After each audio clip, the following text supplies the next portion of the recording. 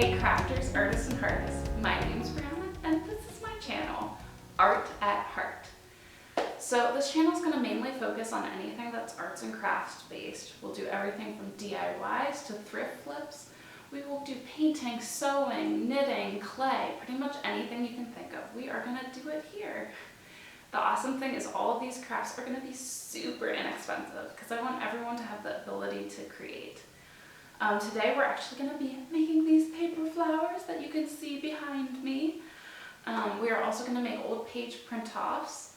Let's go ahead and get started.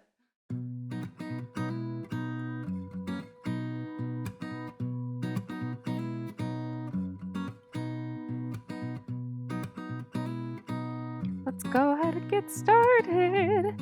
So you're going to need an old book that you don't want to read anymore. This book can be found at a thrift store. I got mine for about 50 cents. Now, I like to choose a book that's slightly yellowing because I think it makes the flower look particularly good. Now you're going to want to start to rip out a whole bunch of pages, and I mean a ton. You're going to need about 55. You also want to try and rip as close to the binding as possible. Once you got your 55 pages, you're going to want to start making those cones for the flower petals. Like so.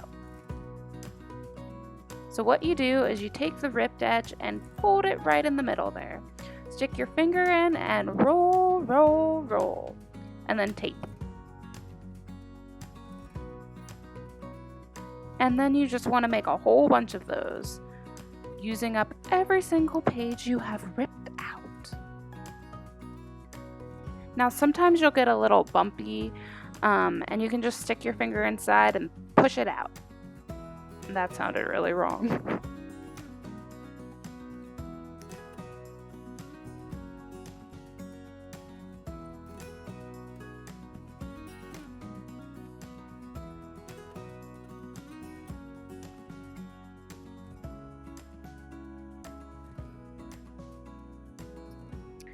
Onto the cardboard. So next you're going to find some circular object that you can use to make an outline.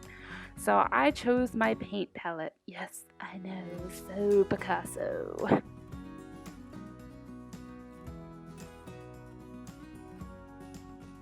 And then you reveal my ratchet circle. Then you cut out the ratchet circle. Bam! So it doesn't really matter if your circle is perfect or not. It's not going to be seen due to the petals, but if you're a perfectionist like myself, you can trim and make it more even. So I apologize if it looks like I skipped a whole bunch of steps. My camera got funky and didn't record part of this, but it's not really a big deal. You didn't miss a whole lot. Essentially what you do is you staple your cones onto the cardboard circle like so. It's really not that complicated. It looks super hard when I'm doing it because of my stupid dumb mini stapler. I highly recommend getting a normal size stapler. That's just my college one, which is super small.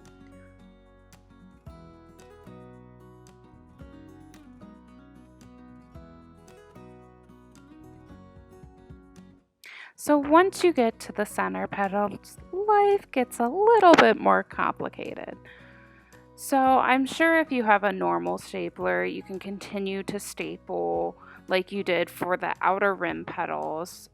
But since I have a crappy mini college stapler, I resorted to taping. I taped the bottom of the cone to the cardboard, and then I proceeded to tape the edges of the cones together using Scotch tape.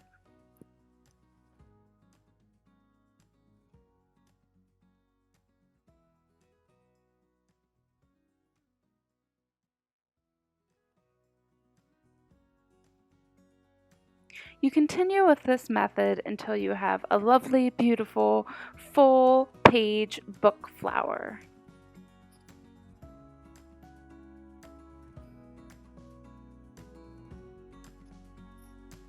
This would be a perfect gift for any of your friends who are big book lovers like myself. though this did make me cringe a little bit when making it, just because, you know, you're ruining a book that someone could have potentially read. That's why I try and avoid kind of the classics and like choose books that look like they haven't ever been touched or are never going to be touched.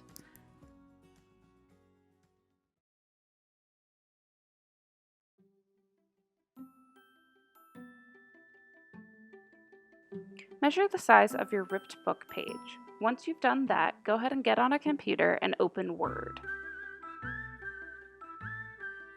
In Word, go to File, Page Setup, and then go to the option that says Paper Size.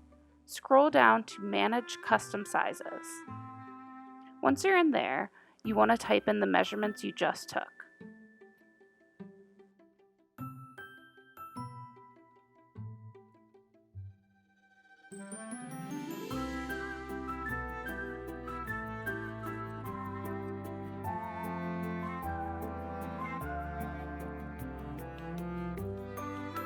Now that your Word doc is in the correct size, go ahead and go to Google. So this is where you're going to find your image. Essentially, you want to make sure that your image is in black and white and has either a white or transparent background to be able to print correctly. So I decided to go with a flower. This is just so it'll match with the other paper flowers that we created. And I'll attach a link below for this particular flower that I used in this tutorial. Once you've selected your image, go ahead and drag and drop that into your Word doc. Now I'm going to show you some other potential options you could use for the designs. You can just kind of Google the same things that I did to find these images. I'm not going to link them just because that's going to be a lot of work on my part.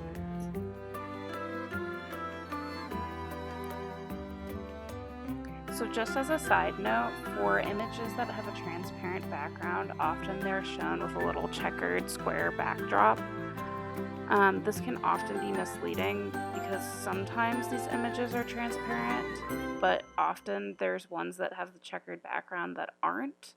So just be wary of that fact when choosing out your image.